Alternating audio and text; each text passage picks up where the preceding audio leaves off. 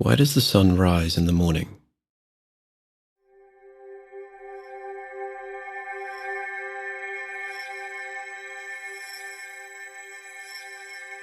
It traces its arc across the sky, illuminating my world, moving my shadow and warming my skin, before setting just as surely back into the sea.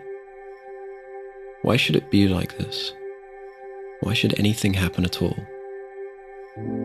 The mechanics of the solar system are very well understood and can be reduced to a mere handful of equations by modeling in the context of force, mass, and a measurable distance between celestial bodies.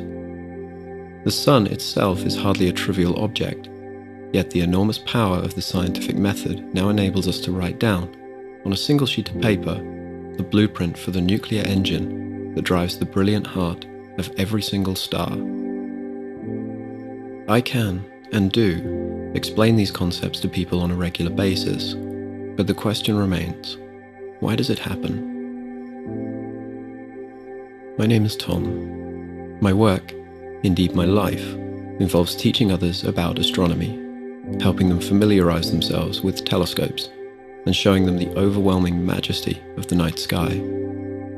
The universe is an endless ocean of treasures, often unbearably beautiful, and a single night under the stars can move a person very deeply. When you look up to see the Milky Way stretching out overhead, you can almost feel its immense weight bearing down on you, and know what it's like to be both very small and very significant at the same time. Every atom you are has descended from the cosmos, and you can now peer back consciously into deep space, into deep time, at your own ancestry. Even if you're a long way from your house or flat, you can look at our galaxy and know that you're at home. I'm an atheist. This means I don't believe in the existence, physical or otherwise, of any god or gods. This includes all of the gods worshipped by members of the world's major monotheistic and polytheistic faiths, but also extends to non-specific or deistic interpretations of God and supernatural beings in general. As a non-believer and a humanist, I live a rich and moral life, and I respect the rights of everyone to have their own gods and religions, even if I think they're untrue, provided that any actions inspired by their beliefs do not impair the well-being of other people. I do not believe we can expect an answer to the question of why anything happens, nor do I see that this question has any relevance to our understanding of things.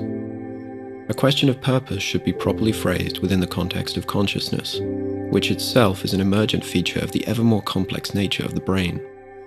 By all accounts, advanced brains are a relatively small-scale phenomenon in the cosmos, but even knowledge of a grand design and purpose would not, I propose, give us a satisfying answer to the question.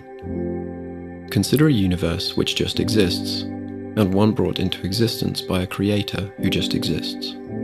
Both seem equally purposeless to me. In the latter case, only the creator can have reasons for our being, which are not our own, and we can never have a complete knowledge of why the creator makes its seemingly arbitrary choices. In the former case, which I believe to be an accurate statement, our reasons, emotions, and moral choices are products of the conscious mind, and are necessarily dependent on stimuli from the external, physical world.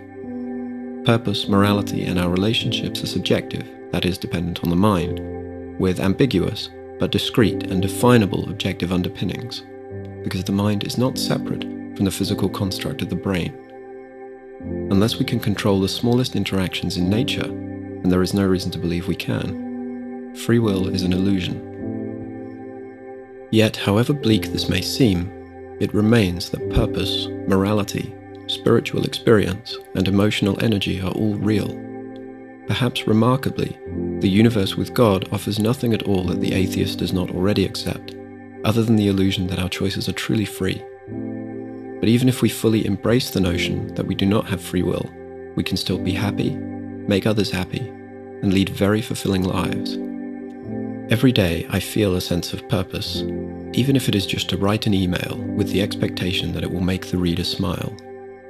There are many reasons I was inspired to put together this short essay, and every comment on this video was written for a purpose, born out of the conscious mind of the individual. Many of you are atheists. Are your lives empty? I've discovered among many atheists a shared desire to learn the story of our origins as revealed by the tools of scientific inquiry. Every detail in every field has its fan club. Everyone has a favourite fact about the world, sometimes deceptively obvious, sometimes quirky, sometimes very challenging to comprehend. It is obvious to me that these people take great fulfillment from learning about the world and sharing their knowledge with others. Even the smallest things can be wonderful, perhaps in their complexity, their appearance, or the sounds they make. Our senses working alongside our brain can build a picture of reality which never ceases to amaze the curious explorer. The library of things to be known is vast indeed, and free to everyone. I've only had 25 years to explore my surroundings, and it already seems readily apparent to me that there is more to the world than I could ever experience by a wide margin. Even discounting the supremely rich and fascinating kingdom of creatures, climates, and landforms, there remains a staggering wealth of cultural creations put on this earth by human beings to discover and appreciate.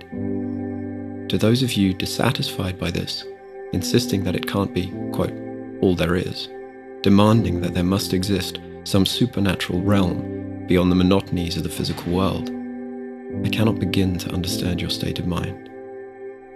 I invite you to spend just one clear night looking upwards and outwards, and then dare you to suggest that there must be something more to life. I'm an atheist, and my universe is limitless.